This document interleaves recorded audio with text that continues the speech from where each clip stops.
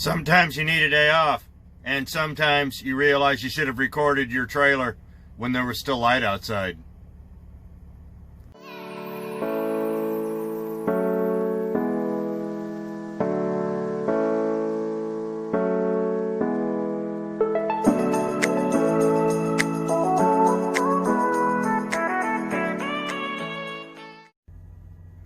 If you're going to be in this business anytime at all, you're going to get laid over. That's just par for the course. You're going to get hung out somewhere. You're going to get stuck. You might get a drop and hook. You might deliver on the weekend and have to sit. It doesn't mean it has to suck. So, proper time management is really good, especially in the era of e-logs. And that's kind of what I want to talk about. Not so much the e-logs. That's been done to death. But how to make the e-log work for you, and how time management with the e-log system is more important than ever, so you can actually have a nice weekend sometimes. You know, sometimes beating yourself up on time can really have some pretty sweet rewards. But not so much today. I'm freezing. It's cold and I'm in South Dakota. But you never know. The fact of the matter is, a day off is a day off. You know, whether you spend it on the road or whether you spend it on your couch, and trust me, we'd all rather be spending our days off on our couch because it's our couch. All our stuff is there. And, you know, there's more to do. But if you look at your loads and you do some proper trip planning, you can have a nice time while you're out here on the road. You know, there are times when I look at the hours that I have and I look at, you know, where I'm going. And after a while, you'll start getting a feel for what you're doing. And you'll know where you're going. You'll be like, hey, I've got a bunch of extra time. I can get a restart. Where do you want to do it? You know? And I've got a system that works for me, and I'll talk about that. But it may not work for you. You know, like with my last load, it kind of worked out a little odd, but it worked out good for me. Had some pretty bad wind this week down south and out in the plains and all that, and I had to go deliver in Amarillo. And I was getting down there. I had enough time. I didn't know where they were going to send me, but I had an idea. And you know, with some proper time management, I still had some decent hours. Not great, but not enough to do what I needed to do. So I get down there to Amarillo. They give me my next load, and there's a lot of time on it. There's too much time on it. So I had an option. I can take the restart in Amarillo, or I can take it in Dodge City, or if the load is ready, I can take it up here in South Sioux City, or North Sioux City, excuse me. And, you know, you don't get an option like that very often to where if everything works out, you can have multiple options to take restarts. That's a little too much time, but at the end of the day, that's kind of all that there was at the moment. So, you know what? It was windy, but it was sunny. It was 55, 60 degrees. I was in Amarillo. Got the big Texan across. Why not? The wind was blowing. I took advantage of it. I just set her down Thursday, sat all day Friday, and took off for Dodge City on Saturday. And when I got up to Dodge City, my load was loaded, and boom, I'm up here in North Sioux with a restart. But it doesn't always work that way. And sometimes you kind of have to think a step or two ahead without getting ahead of yourself. And that's kind of where people mess up. You got to be willing for your plans to change. When I used to train, I used to talk about something I called just basic editing on the fly, editing as you go.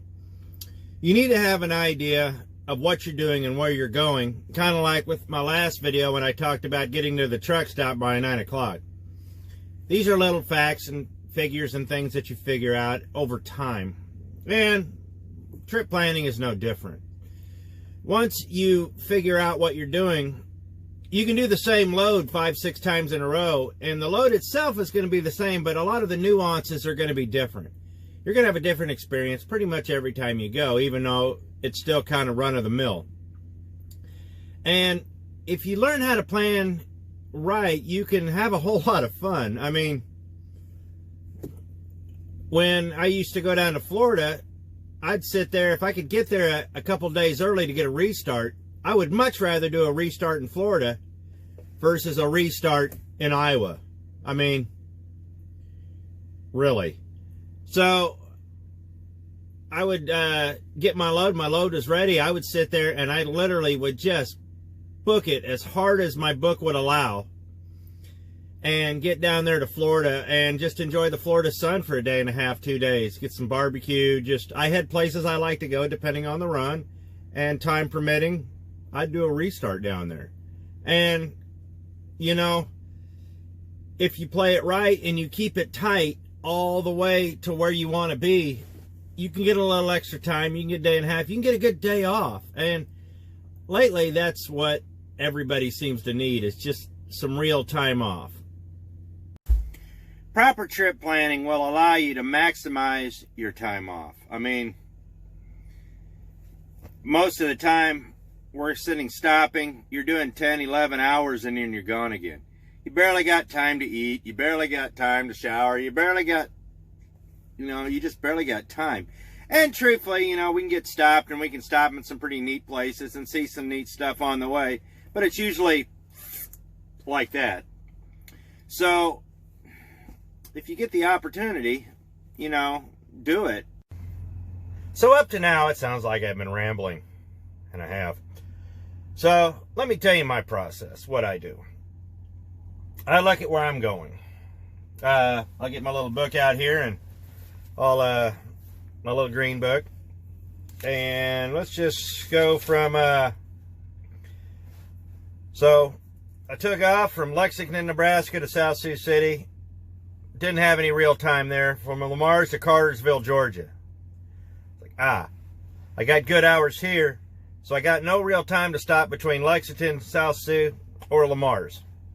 But Cartersville is a possibility. So the load was about 1,100 miles. And so when I got down, I knew I was going to be in Cartersville because the load was loaded. I realized I had an extra day if I wanted it. I had all the hours in the world. But you want to get you a restart. You want some time off. Georgia's not a bad place to take some time off, especially this time of year.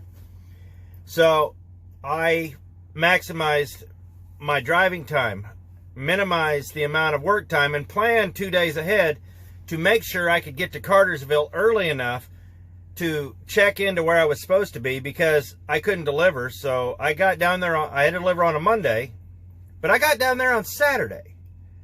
Now, mind you, if I had taken it easy and just dilly-dallied down there and all that, I could have had a very easy time all the way down there. 5.5, 6 hours a day, and for some guys, that's fine. But I wanted to get down there to Cartersville. There's plenty of stuff to do around there. And I literally just booked it. I went through the woods out of Lamar's. I didn't take the GPS routing because I like the other way better. Basically, I went down through Springfield, Missouri, and went through over Black Rock and down through Jonesboro and down through Memphis and hit 22 all the way down to 20 and boogied across and then went right back up because it's just north of Atlanta. I could have gone either way. And the mileage varies by not a whole lot. I think it was like 16 miles difference. But that being said, I got down there to Cartersville and with plenty of time. I got down there pretty early in the morning too. So I could start my restart earlier. So by the time I was ready to deliver, my restart had been over by like 7 or 8 hours. And I had a really nice, just almost 2 days off. I got down there very early Saturday and delivered there Sunday. And delivered there Monday. I preferred to do my restart on the back end of a run, but that doesn't work all the time. What I mean about doing it on the back end of a run is I have taken all the miles off the run. All I have to do is deliver. I truthfully do not like to do a restart in the middle of a run. I've done it, unless there's someplace really cool you like to be or you're going by your house. It's kind of pointless to do it in the middle of the run because you leave too much to chance. And this is where time management comes in. You have to plan for everything to happen and yet hope nothing does. That way when you get where you're going, you have extra time. But if something does happen, like your reefer goes out or you got a flat or something on the truck breaks, you have enough time to get it fixed before you have to deliver. So you're kind of leaving yourself multiple outs, in case anything else happens. And that's real important. And these are things that you have to schedule into your logs. If you sit there and you dilly-dally and do 4, 5, and 6 hours a day over 4 or 5 days, yeah, you'll get there. But once you start recapping, you're pretty much not going to be recapping anything of any real significance. And you're not really making any money that way either, because you start getting into a pattern and dispatch knows this is how you run. They're just going to give you long stuff with too much time on it. And we're here to make money. But if you compact all your driving on your e-log from the get-go and then plan these blocks of time on the end, that block of time can shift anywhere inside your time window to allow you a lot of flexibility with the load, because like I said, anything can happen. And I remember one time I had a spot reserved over at the TA in Slidell because I had to deliver over there. The air chamber blew out on the truck. I ended up on the side of the road for several hours waiting on a guy to come out and fix it. They fixed it, but with e-log, I ran out of time. In fact, I had to go 10 miles back and spend the night there.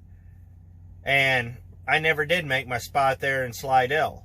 But since I had figured out my time, it was covered. And that was the most important thing. A day off is nice, but you got to make sure you can cover your loads too. Truthfully, time management just comes down to you. I don't like doing it on the front side of the loads because it does leave too much to chance.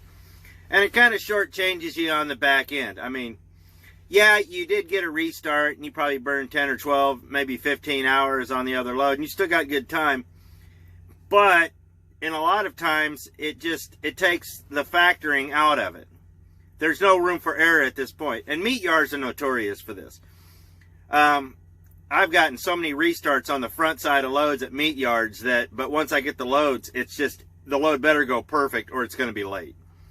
And that happens a lot, and that's one of the reasons I just really hate hauling meat. But, I get suckered into it like the rest of us.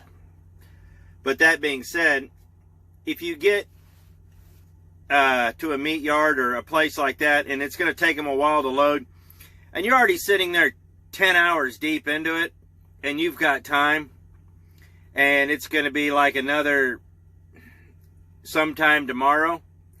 If there's plenty of time and you've already dropped your trailer and you're just sitting there waiting and waiting, there's nothing wrong with just finishing it out, especially if you got time. I mean, you've got to take the advantage while you got it. It's good business. We're out here to make money. And if you're going to be sitting, you might as well make the sitting work for you. Sometimes it's worth finding a place to park where you can get a nice restaurant. There's some eateries nearby, a Walmart and all that. And if you're going to be parked around those things, get it where you can walk. With parking at a premium, you really don't want to be moving the truck around, especially with e-log these days and the inability to park everywhere. So find yourself a good spot, and like down here in Sioux City, there's several restaurants, nice Mexican, a fantastic Indian joint, and barbecue and all that, and they got a Walmart, and everything's within walking distance. But if you're just gonna be stuck overnight, that's not bad either. But sometimes you got to find other things to do, and like me, I'm not sure if you guys understand what I'm gonna do tonight, but well, it just comes down to location, location, location. Well, that wasn't worth it. In reality, it all comes down to proper time management. So I've been talking about, but it's personal time management. Out here, we really just want a nice balance. I mean, we do work a lot, and we go from place to place, but it's all about finding things and enjoyable things and places to spend your time off. And it's about maximizing your time off.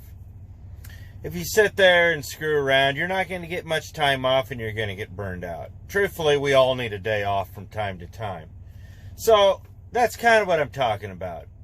You're not going to make the shipper load any faster. You're not going to make the receiver take it any sooner, for the most part, unless they really need it.